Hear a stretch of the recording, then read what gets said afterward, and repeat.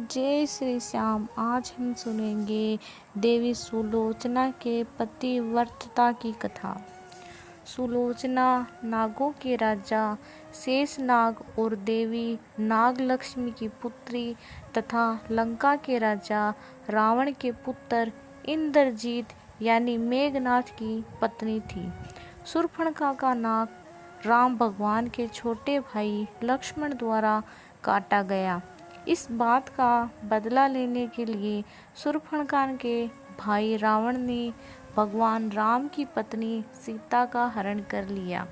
सीता माता को रावण के कैद से मुक्त कराने के लिए प्रभु राम लंका पहुँचे और वहां उन्होंने रावण से युद्ध किया। इसी के दौरान लक्ष्मण के द्वारा मेघनाद का वध हो गया। मेघनाद वध के बाद मेघनाद का हाथ सुलोचना के समक्ष आकर गिर गया। सुलोचना ने सोचा, पता नहीं ये उसके पति की भुजा है या नहीं, कहीं कोई माया तो नहीं। अतः उसने कहा, अगर तुम मेरे पति की भुजा हो तो लिखकर युद्ध का सारा वृत्तांत बताओ। हाथ ने लिखा, हे प्रिय, हाँ ये मेरा ही हाथ है। मेरी परम गति प्रभु राम के अनुज श्री लक्ष्मण के हाथों हो गई। मेरा सिर प्रभु श्री राम के पास सुरक्षित है।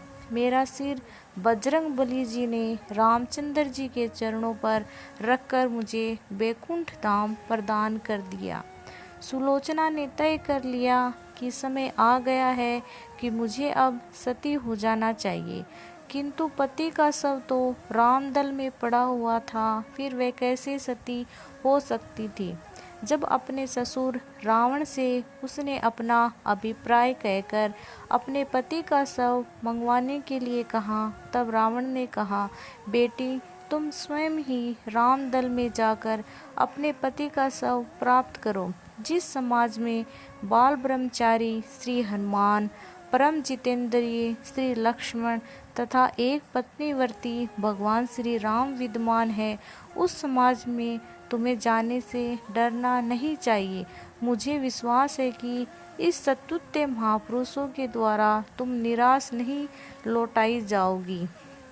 जब रावण सुलोचना से ये बातें कह रहा था, उस समय कुछ मंत्री भी उसके पास बैठे उसकी बातें सुन रहे थे। उन लोगों ने रावण से कहा, जिन राम की पत्नी को आपने बंदी बनाकर अशोक वाटिका में रखा है, उन राम के पास आपकी पुत्र वधू का जाना कहाँ तक उचित है। यही यदि देवी वहाँ गई तो क्या वो सुरक्षित लौट सकेगी। ये सुनकर रावण ने अपने मंत्रियों से बोला, मंत्रियों, लगता है तुम्हारी बुद्धि भ्रष्ट हो गई है। अरे ये तो रावण का काम है जो दूसरों की स्त्री को अपने घर में बंदी बनाकर रख सकता है, राम का नहीं। रावण की बातें सुनकर सुलोचना श्री राम के पास गई और उनकी प्रार्थना करने लगी। श्री राम जी उन्हें देखकर उनके पास गए और कहा, हे देवी, आपसे मेरा कोई बैर नहीं है। आप बड़ी ही पतिव्रता है, जिसके कारण ही आपका पति अपराजित था। आप कृपया अपना यहाँ आने का उद्देश्य बताएं।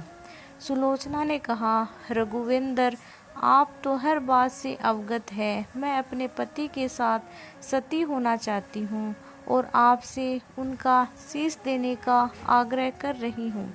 रामचंद्र जी ने मेघनाद का शीश उन्हें सौंप दिया। सुलोचना ने लक्ष्मण को कहा, भ्राता, आप ये मत समझना कि आपने मेरे पति का वध कर दिया।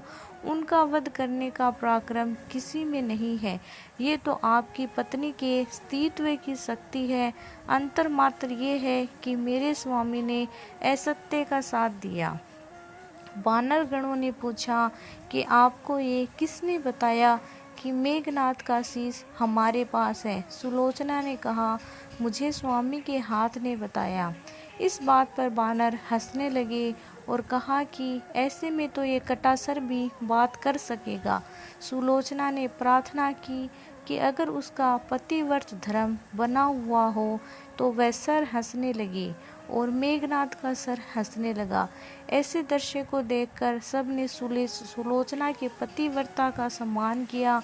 सुलोचना ने चंदन की सैया पर अपने पति के शीश को गोद में रखकर अपनी आहुति दे दी। बोलो देवी सुलोचना की जय हो।